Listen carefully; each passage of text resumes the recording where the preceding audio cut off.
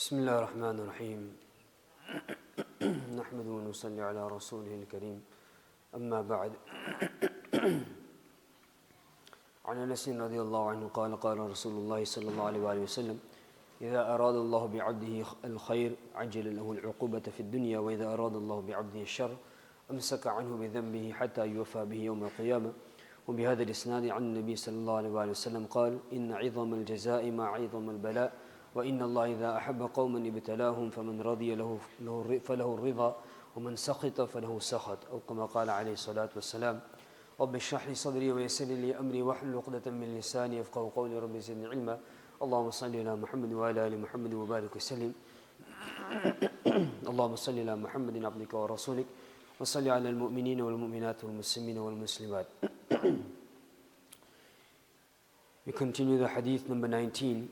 Hadith Anas radiallahu anhu narrates that Rasulullah sallallahu alayhi wa sallam said, the conclusion of the first part of the hadith is that there are two groups of people. There's one group of people who turn to Allah subhanahu wa ta'ala and who hope in the mercy of Allah subhanahu wa ta'ala and who hope for khair and goodness. And Allah subhanahu wa ta'ala in return also intends good for that group of people. So then what happens is that as a human, we have our shortcomings, we have our mistakes, we have at times where we disobey Allah subhanahu wa ta'ala. So then to purify us, Allah subhanahu wa ta'ala, He makes us go through hardship. So the hardship could be either in our body itself, we may have a headache, we may have a stomachache, we may have some other illnesses, or it may be in our possessions, in our wealth. We may have some amount of wealth and something has happened and we've lost that wealth. Or it could be in our family members, somebody from our family members have passed away, our siblings, our parents, relatives. Or it may be in our friendship circle, somebody very close to us and some hardship has gone through them and we also feel that pain.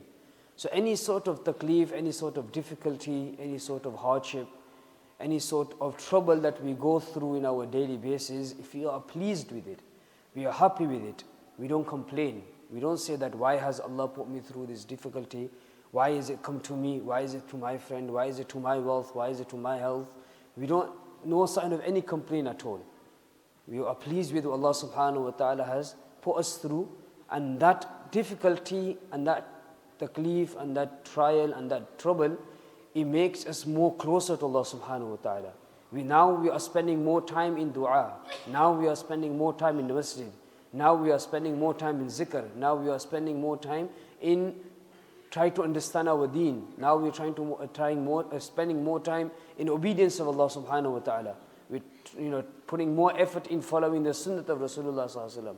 So when we do this, then what happens is Allah subhanahu wa ta'ala, He's purifying us. He is wiping away our shortcomings. He's erasing our mistakes. Why is that necessary? That is necessary that when we leave this world, when we depart from this world, when death comes to us, it comes to us in such a way that we are being purified. There's no sins left. There's no marks left on our heart. There's nothing left.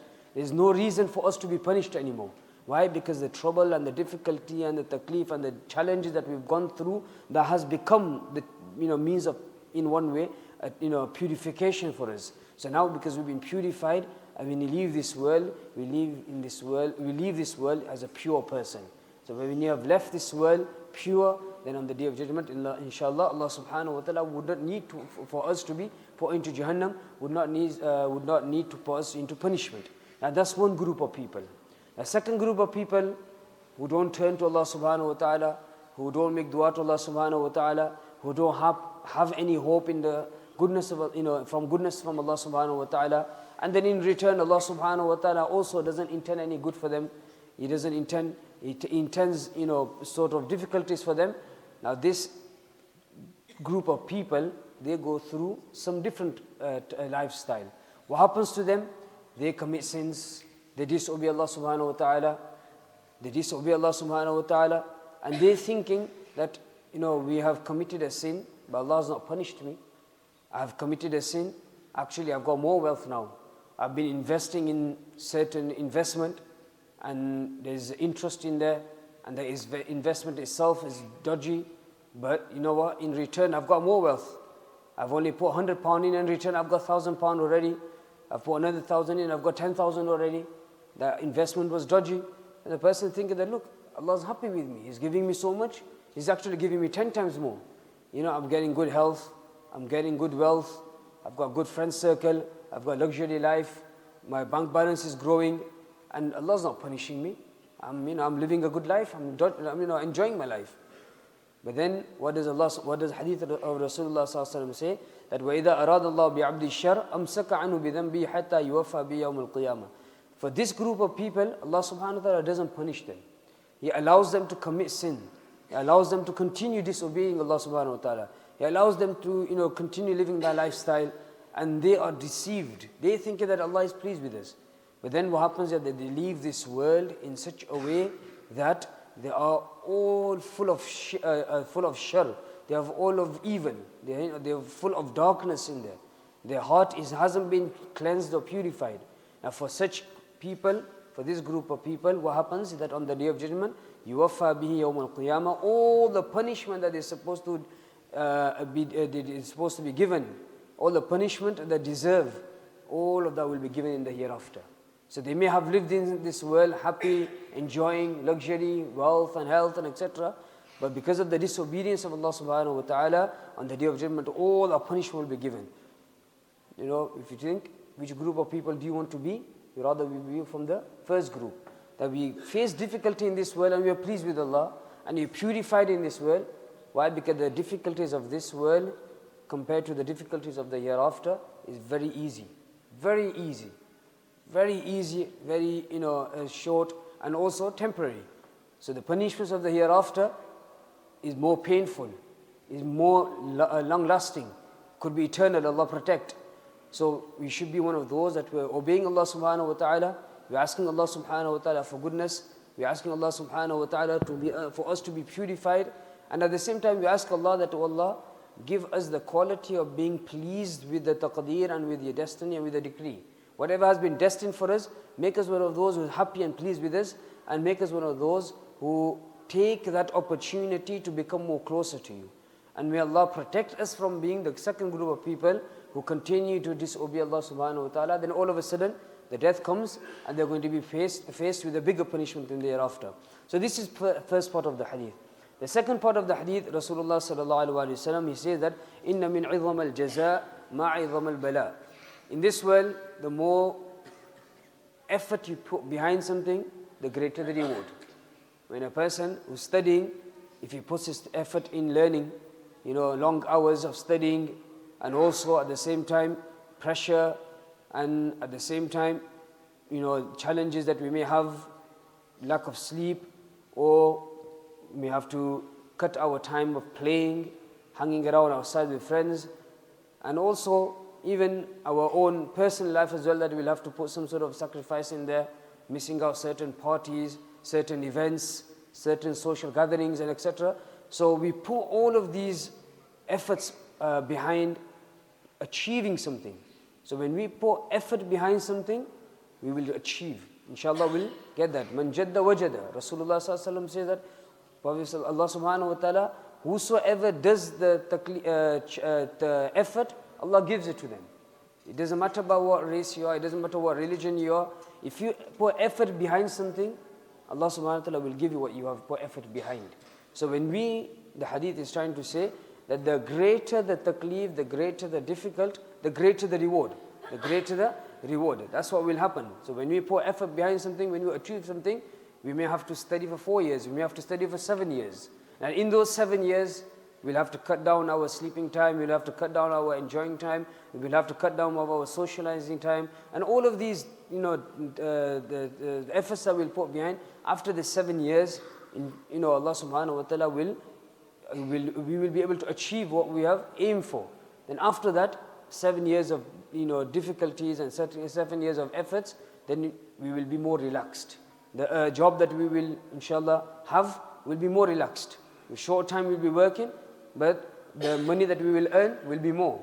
Now compared to the other person who doesn't put effort behind his studies, he doesn't put effort behind his time, he doesn't put, he's just chilling out in class, chilling out in school, messing around on the weekends and doesn't do his studying properly, then for that person, there's very less hope of him achieving something.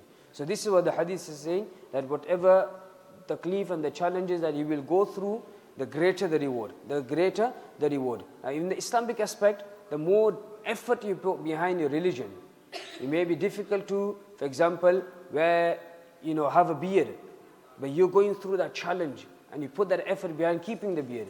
It may be difficult to adorn yourself with Islamic clothing, but you put effort behind it, then inshallah in return Allah subhanahu wa ta'ala will put a greater reward for us. So you may go to university, you may go to college, or you may go to work.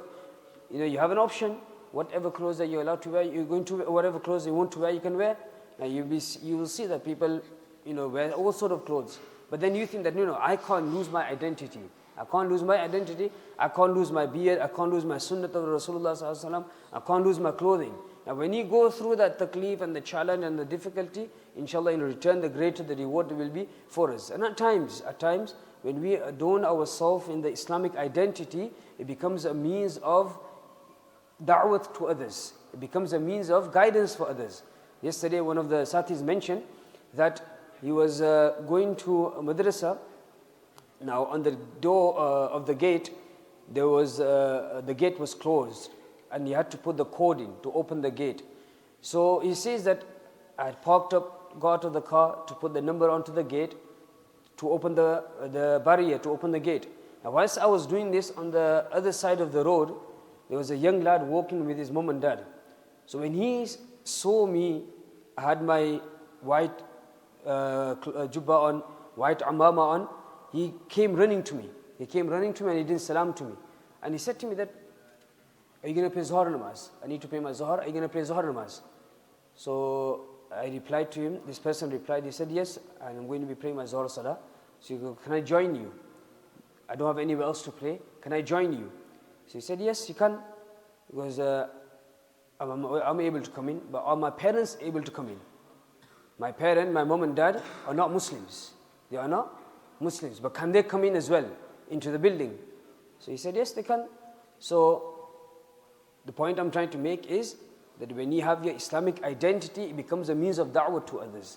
So this young lad took that opportunity, number one, to pray his Zuhr salah with the Jama'at, and number two, he told this person who's a tablighi that take that opportunity to give da'wah to my parents. Give da'wah to my parents. So he, after the salah, sat down and spoken to his mom and dad, and general basic, that you've come into this world, we see many things around us. There must be a creator behind around this. There must be somebody, some being who has created this and who is in control of this. We've come into this world, we're going to leave this world one day, and we have to go somewhere. So like this, he took that opportunity to give the da'wah.